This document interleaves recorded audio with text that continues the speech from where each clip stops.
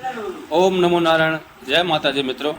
આજે આપણે દર્શન કરવા આવ્યા છીએ શ્રી પરલી વૈદ્યનાથ મહાદેવ મંદિર. આ મંદિર આવેલું છે બીડ જિલ્લામાં, મહારાષ્ટ્રના બીડ જિલ્લામાં પરલી તરીકે કરી એક ગામ છે.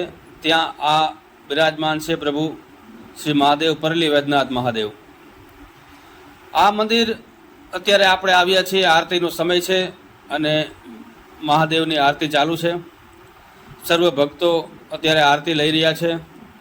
જગમગ જગમગ દીવડા થાય છે અને આરતી કર્યા પછી અહીંયા મહાદેવને પાલખીમાં બેસાડી અને ભક્તો બધા અહીં 12 જ્યોતિર્લિંગની દર્શન કરાવે છે, જે અંદર 12 જ્યોતિર્લિંગ મંદિર તરીકે છે.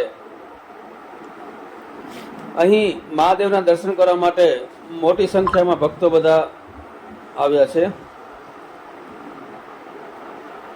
આરતીનો સમય છે. આરતી કર્યા પછી સર્વ ભક્તો ભગવાનના દર્શન કરશે અને દર્શન કરી ધન્યતા અનુભવશે.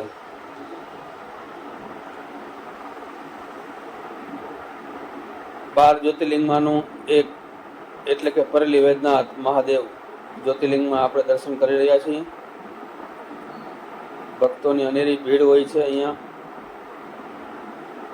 સર્વ ભક્તો પોતપોતાની મનોકામના લઈ અને દર્શન કરવા આવે છે અને આરતી કર્યા પછી આ રીતે પ્રસાદ વેચી અને ભગવાનને, મહાદેવને જે એનું મુખોટું છે એ રીતે આ પાલખીમાં રાખી અને અંદર આવેલા 12 જ્યોતિર્લિંગમાં એમનું સામૈયું કરે છે. એમનું ફુલેકું પાલખીમાં બેસાડી અને એને આ રીતે બધા જ્યોતિર્લિંગમાં દર્શન કરાવે છે.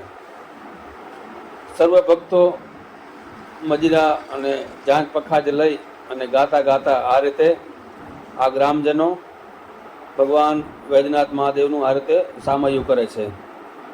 અહીંના જો ઇતિહાસની વાત કરીએ તો એમ કહેવાય છે કે સાવિત્રી અને સત્યવાન અહીં રહેતા હતા અને સાવિત્રીએ યમરાજ પાસેથી એના પ્રિય પતિ જીવન પાછું લઈ લીધું હોવાની પ્રખ્યાત ઘટના અહીં નારાયણ પર્વતની આસપાસ બની હતી.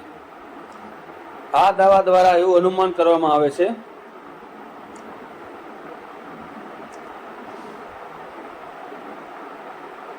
કે પરલી એક સમયે મદ્રાસ સામ્રાજ્યનો ભાગ હતો અને જેનો રાજા સાવિત્રીના પિતા અશ્વપતિ હતા. યુવાન ઋષિ માર્કંડેય પણ અહીં જ પારલી વૈદ્યનાથમાં રહેવાનું વરદાન મળ્યું હોવાનું માનવામાં આવે છે.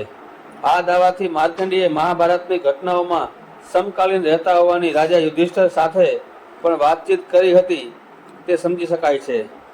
વૈદ્યનાથનું શિવલિંગ ઓછામાં ઓછું તે સમયગાળાનું છે અને સંભવત તેનાથી પણ હોઈ શકે.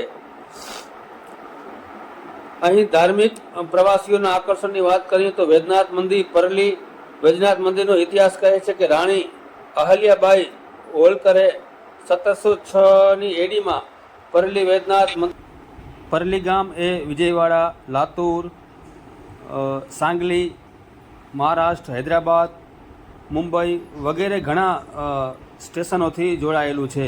જે આવવા માટે સારો રોડ માર્ગ છે અને રેલવે સ્ટેશનની પણ સારી એવી વ્યવસ્થા છે. તો દરેક ભક્તજનો જે અહીંયા આવવા માગતા હોય તે રેલવે સ્ટેશન અથવા તો બાય રોડ દ્વારા પણ આવી શકે છે.